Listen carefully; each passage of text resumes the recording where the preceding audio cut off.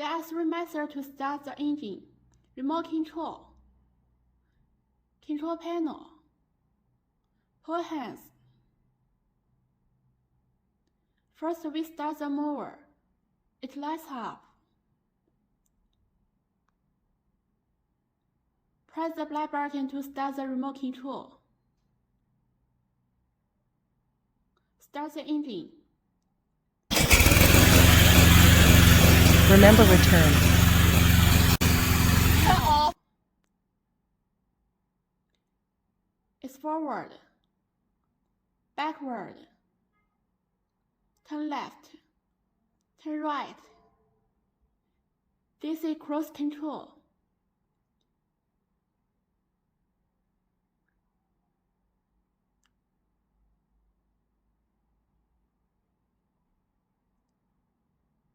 It's to control high and low the speed. High,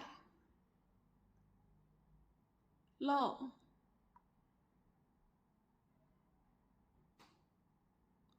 this to adjust the cutting platform. Lowering, raising,